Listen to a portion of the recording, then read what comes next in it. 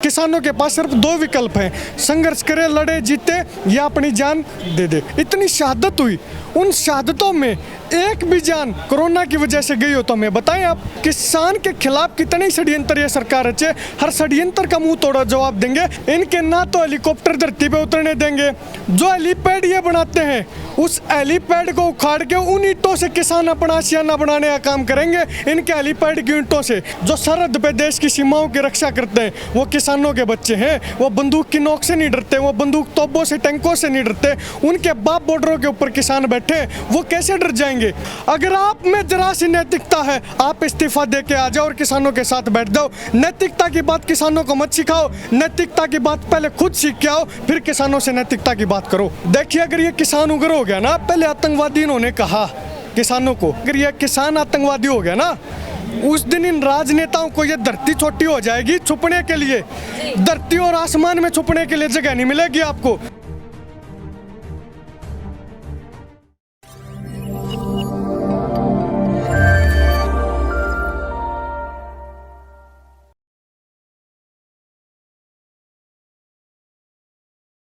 दर्शकों, तुसी देख रहे हो पंजाब न्यूज़ ते मैं हरजीत कौर। जिथे तुसी देखा कि सरकार वालों हुण ऑपरेशन क्लीन दी जिहड़ी अल्टीमेटम दिता जा रहा, उत्थे ही किसानां वालों भी पूरे तैयारी है जिहड़ी कर ली गई है।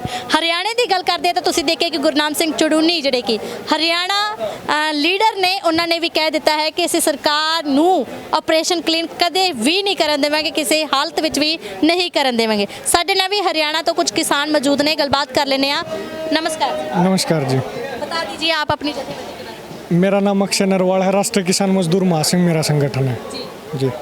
इस किसानी आंदोलन को कैसे देखते हैं, पहले तो ये बताइए, क्योंकि लगातार किसान डटे हुए हैं, सरकार से कोई बात नहीं हो रही, तो क्या अब कैसे लगता है आपको किसानी आंदोलन? देखिए, मुझे ऐसा लगता है, मेरा पर्सनल ऐसा मानना है, हम इस किसान आंदोलन में किसानों की जीत और सरकार की हार देखते हैं निश्चित तौर पे।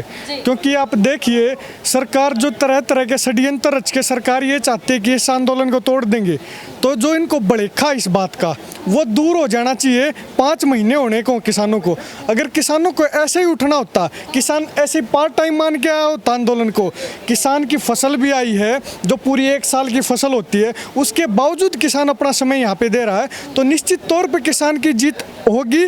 और क्योंकि किसान आर पार के मूड में है, जो तीन कृषि काले कानून आए हैं, ये किसानों की मौत के प्रमाण है। किसानों को अब ये बात समझ में आ गई, किसान अगर अब नहीं जाग गया तो एक तो किसान की मौत हो इन काले कानूनों की वजह से, एक किसान संघर्ष करे, लड़े और सरकार के साथ, सरकार से जीते और अपना हक ले।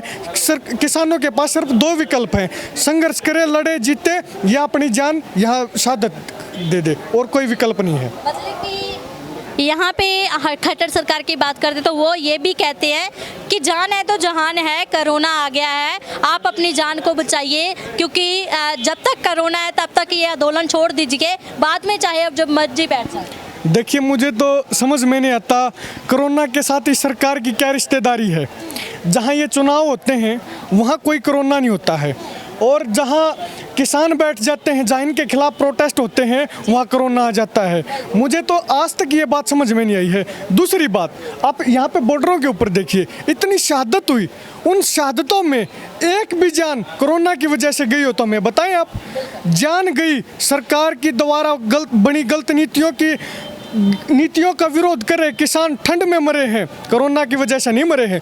और ठंड में तो कह रहे थे कि कोरोना बढ़ेगा, ये होगा, वो होगा, खांसी जुकाम सर्दी वैसे बढ़ती है।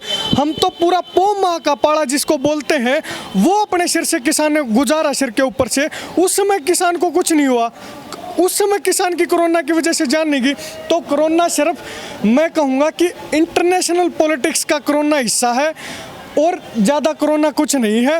और दूसरी बात, अगर सरकार को चिंता है कि कोरोना हो जाएगा, कोरोना महामारी है, ये चीज़ है, वो चीज़ है, तो आप कानूनों को सस्पेंड कर दीजिए, आप कानूनों को उल्टा ले लीजिए। अगर आपको कोरोना का इतना भय है, जान है तो जान है, आप इन कानूनों को उल्टा ले लीजिए। किसान आंदोलन खत्म कर देंगे अगर किसानों का आंदोलन को खत्म करना चाहती है। लेकिन जो किसान, आप देखिए, जो सरकार का ध्यान इस प्रोसीजर के ऊपर होना चाहिए, इस प्रक्रिया के ऊपर होना चाहिए कि कैसे हम किसानों को कैसे मनवाएं, किसानों को क्या हम दें, क्या अमेंडमेंट ऐसा करें या क्या सुधार हम ऐसा करें कृषि की नीतियों में किसान अपना आंदोलन खत्म कर दे। उस प्रक्रिया के ऊपर किसान सरकार का ध्यान नहीं है। सरकार का ध्यान है कैसे हम नए नए षड्यंत्र रचे इस आंदोलन को तोड़ने के लिए। लेकिन किसान के खिलाफ कितने षड्यंत्र ये सरकार रचे, हर षड्यंत्र का मुंह तोड़ा जवाब देंगे। और ये कोरोना भी उस षड्यंत्र का एक हिस्सा है और कोरोना कुछ नहीं है। ऑपरेशन क्लीन की बात करते हैं तो क्या लगता है कि ये ऑपरेशन क्लीन का अल्टीमेटम दे रही है या किसानों को डराना चाहती है? देखिए, जो ऑपरेशन क्लीन की बात की, पहले तो मैं पूछना चाहता हूँ, हरियाणा सरकार को जिम्मेदारी दी है, हम हरियाणा से हैं, उस सरकार को जिम्मेदारी दे दी जिस सरकार के मुख्यमंत्री के हेलीकॉप्टर खुद जमीन पर नहीं उतरने देते किसान, और वो इन किसानों को क्लीन करने की बात करते हैं, ऑपरेशन क्लीन इस आंदोलन को उठाने की बात करते हैं। सबसे पहले वो अपने हेलीकॉप्टर तो इस धरती पे उतार ले, बाद में बात करें क्लीन करने की। और मैं बताना चाहता हूँ, इनके ना तो हेलीकॉप्टर धरती पे उतरने देंगे, जो हेलीपैड ये बनाते हैं उस हेलीपैड को उखाड़ के उन ईंटों से किसान अपना आशियाना बनाने का काम करेंगे, इनके हेलीपैड की ईंटों से। तो क्लीन की तो बात जहां तक ये करते हैं बिल्कुल बेबुनियाद बात है। आप बताओ, सरकार मंथन करती है ना कि ये प्रोसीजर है, ये प्रक्रिया है, हम ऐसे प्लान हमने तैयार किया है, ऐसे क्लीन कर देंगे, ऐसा कुछ नहीं है। सरकार की एक बंदर गुरखे हरियाणा में बोलते हैं, बस एक बार डराने के लिए कि ये कैसे न कैसे करके मान जाए। लेकिन मैं बताना चाहता हूँ, जो सरहद पे देश की सीमाओं की रक्षा करते हैं वो किसानों के बच्चे हैं, वो बंदूक की नोक से नहीं डरते, वो बंदूक तोपों से टैंकों से नहीं डरते, उनके बाप बॉर्डरों के ऊपर किसान बैठे, वो कैसे डर जाएंगे इस सरकार से या इस सरकार की डंडों से, इनके बैरिकेडों से? हम नहीं डरेंगे, ना कोरोना से डरेंगे। और हम तो कहते हैं जो किसान है ना, उन्हें कोरोना वाले के दौरे बिठा दो, उसका कोरोना नहीं होगा। किसान ने अपना मेहनत करके पसीने की कमाई खाई है, कोरोना उनका वो है जिन्हें हमेशा, मैं कहूँ वो गलत हो जाएगा, उन 2 नंबर की कमाई। कोरोना उनका वो है जिन्हें राजनेता जो बैठे हैं, सीएम बैठे हैं, किसानों के खिलाफ गलत नीतियाँ बनाए हैं। तो कोरोना तो सरकार डर रही है क्योंकि इन्हें पाप करे हैं, इन्हें पाप करें गलत नीतियाँ बना के, इन्हें पाप करें मजदूरों के खिलाफ नीतियाँ बना के। तो पाप करने वाले बीमारी से डरे, पुण्य करने वाले या धर्म की बात करने वाले किसी बीमारी से नहीं डरते।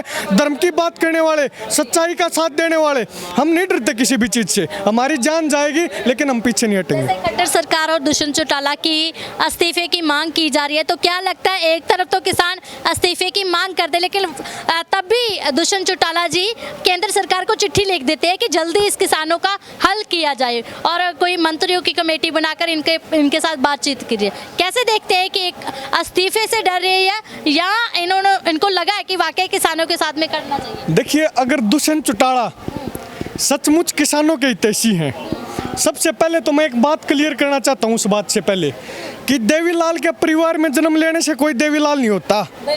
उसका खून देवीलाल वाला है ही नहीं, दुष्यंत चौटाला का। उसका खून कोई और खून है। देवीलाल का खून था किसानों के लिए नीतियां बनाता था। देवीलाल का खून था मजदूर को दुखी देख के तुरंत कानून बनाने का काम करता था। देवीलाल ये कहता था कि हम राज में आए हैं नीतियां बनाने के लिए, किसानों के लिए, मजदूरों के लिए। ये कहते हैं कि कानून ऐसा है, हम उसमें फेरबदल नहीं कर सकते। अगर आप फेरबदल नहीं कर सकते तो इस्तीफा दो और अपने घर पे बैठो जो उसमें फेरबदल कर सकते हैं। देवीलाल वो बात कहते थे कि हम अगर जनता ने बिठाए हैं तो हम जनता के लिए नीतियां बनाएंगे। और जो दूसरी अपने इस्तीफे की बात की, अगर दुष्यंत चौटाला को सचमुच किसानों की चिंता है, वो अपना इस्तीफा दे दें, ये काला कानून वापस हो या ना हो, हमारा चाहे किसानों का चाहे दुगना नाश हो जा, वो अपना इस्तीफा दे के आए। हम दुष्यंत चौटाला को अपनी छाती का लगा लेंगे, वो अपना इस्तीफा दे के आ जा, हमने इस बात का विश्वास हो जाएगा जिस उम्मीद तय हमने भाई विधानसभा में पहुंचाया था वो उम्मीद हमारी पूरी कर दी। रवि चौटाला और अभय चौटाला है, उन्होंने भी इस्तीफा दिया। उसने अभय चौटाला जी ने इस्तीफा दिया। देखिए, वो उनकी अपनी राजनीति है, मैं उस बात में नहीं जाना चाहूँगा। और मैं दुष्यंत चौटाला के लिए बात कहना चाहूँगा, अभय चौटाला जी खुद उनके सगे चाचा हैं।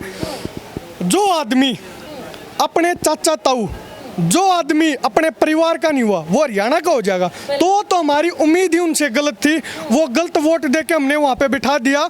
लेकिन निश्चित तौर पर उनका हम जवाब देंगे। अब उनकी हालत देख लो, गांव में नहीं घुस सकते, दीवार तोड़ तोड़ के जाके अपने छोटे छोटे प्रोग्राम कर रहे हैं। बड़े शर्म की बात है, उस देवीलाल का खून चोर दरवाजे से जाके चोर के तरीके से अपने छोटे छोटे प्रोग्राम करता है। उनके लिए शर्म की बात है। अगर जरा सी भी नैतिकता हो, खट्टर साहब ने भी कही थी कि अगर किसान नैतिकता के हिसाब से, मानवताओं के हिसाब से इस धरने को उठा ले, अगर आप में जरा सी नैतिकता है, आप इस्तीफा दे के आ जाओ और किसानों के साथ बैठ जाओ। नैतिकता की बात किसानों को मत सिखाओ, नैतिकता की बात पहले खुद सीख के आओ, फिर किसानों से नैतिकता की बात करो। बहुत बहुत धन्यवाद, आपने बड़े अच्छी तरीके ना सरकार को भी जवाब जो दिया है। आज हरियाणा ने ये स्टेज है जो संभाली है, तो कैसा लग रहा है? क्योंकि सारी ही स्पीचें हरियाणा वाले करेंगे, सुनेंगे भी हरियाणा वाला, संयुक्त किसान मोर्चे के, क्योंकि लीडर भी हरियाणा के हैं। तो कैसे देखते हैं जो आज इनको समर्थन दिया गया, इनको ही स्टेज का प्रबंध चलाने के लिए दिया गया? देखिए, जो कोई भी नई चीज़ होती है ना, कोई भी नई लड़ाई लड़ी जाती है या कोई भी नई लड़ाई लड़ने के लिए कोई भी रणनीति बनाई जाती है, तो उसमें ज़रूरी है हर चीज़ का कॉम्बिनेशन हो। कहीं कोई इंटेलेक्चुअल बैठते हैं कमरे में बंद बैठ के वो नीतियाँ बनाते हैं कि ऐसे काम होगा, कुछ लड़ाके होते हैं जो ज़मीन पे लड़ते हैं, तो हर तरह का कॉम्बिनेशन होना ज़रूरी है। ऐसे ही स्टेज का जितना पार्टिसिपेशन यहाँ पे पंजाब का है ज़रूरी है, हरियाणा की धरती पे आंदोलन हो रहा है उतना ही पार्टिसिपेशन हरियाणा का भी हो, ऐसा कॉम्बिनेशन बने, उतने ही आदमी जनता में भी हरियाणा के दिखे, आगे जो बैठे हैं पंडाल में और स्टेज पे भी हरियाणा के दिखे। ये कॉम्बिनेशन ज़रूरी है। जो ये कॉम्बिनेशन आज बना है, सहयोग दिवस जो मनाया जा रहा है, ये बहुत ज़रूरी था।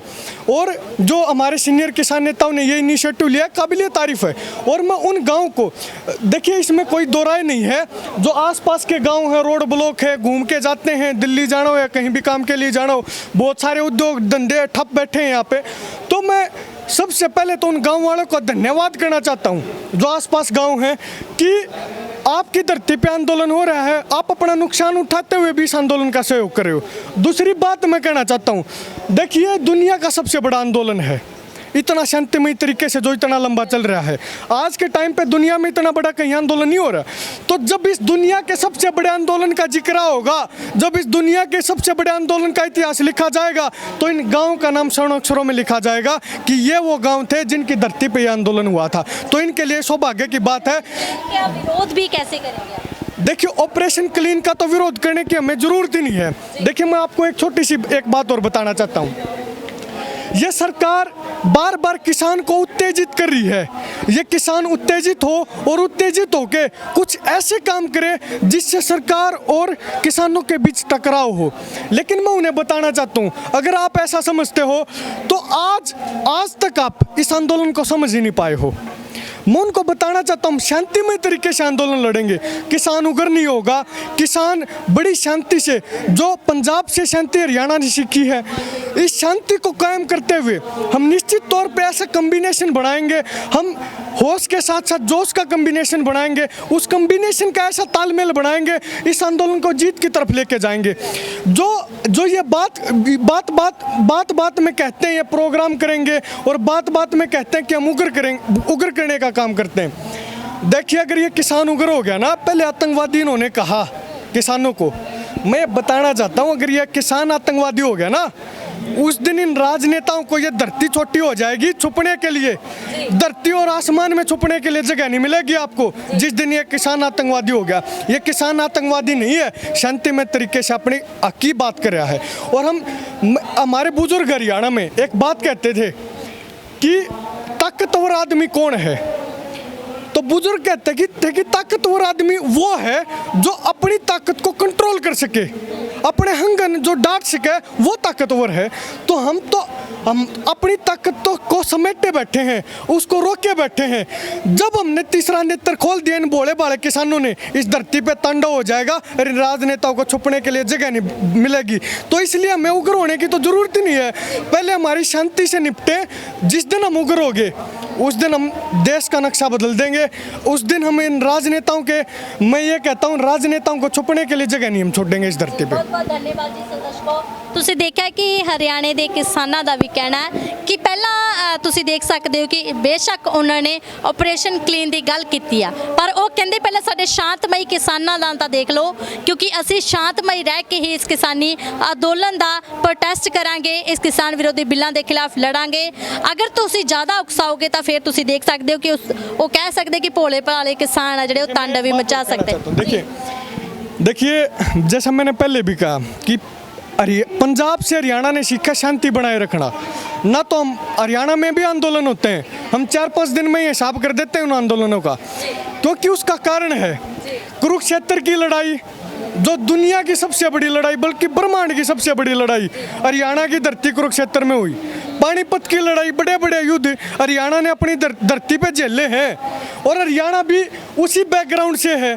तो हमारा डीएनए, हमारा खून अंग्रेजों की चापलूसी करने वाला नहीं है, भगत सिंह वाला खून है, गुरु नानक देव वाला खून है, जो पंजाबी भाई हमारे सरदार भाई यहाँ पे बैठे हैं, ये छोटू राम का खून है, ये बाबा साहब अम्बेडकर के सपनों को जीवित करने वाले मजदूर एक साथ बैठे हैं किसानों के साथ, ये वो खून है, ये उनका कम्बिनेशन है। आप षड्यंत्र रच के इस आंदोलन को ना तो तोड़ पाएंगे ना खत्म कर पाएंगे। आप कितने ही ऑपरेशन कर लो, आप जितना दिमाग लड़ाना चाहते हो लड़ा लो, किसान जीत के जाएगा। ये सरकार अपने पल्ले गांठ बांध ले, उससे पहले किसान उल्टा नहीं जाओगा। ਵਾਕਿਆ ਦਰਸ਼ਕੋ, ਜੇ ਇਦਾਂ ਦੇ ਜਜ਼ਬੇ ਹੋਣਗੇ, ਕਿਉਂਕਿ ਨੌਜਵਾਨਾਂ ਦੇ ਵਿੱਚ ਜੋਸ਼ ਹੁੰਦਾ ਹੈ, ਪਰ ਫਿਰ ਵੀ ਉਹ ਜੋਸ਼ ਨੂੰ ਬਜ਼ੁਰਗਾਂ ਦੇ ਹੋਸ਼ ਨਾਲ ਕਾਇਮ ਰੱਖਿਆ ਹੋਇਆ, ਤਾਂ ਤੁਸੀਂ ਬਣੇ ਰਹੋ ਪੰਜਾਬ ਨਿਊਜ਼ ਦੇ ਨਾਲ। ਲਗਾਤਾਰ ਤੁਹਾਨੂੰ ਇਸੇ ਹੀ ਤਰ੍ਹਾਂ ਕਿਸਾਨੀ ਅੰਦੋਲਨ ਦੀ ਪਲ ਪਲ ਦੀ ਅਪਡੇਟ ਦਿੰਦੇ ਰਹਾਂਗੇ। ਤਦ ਤੱਕ ਲਈ ਇਜਾਜ਼ਤ ਦਿਓ, ਧੰਨਵਾਦ।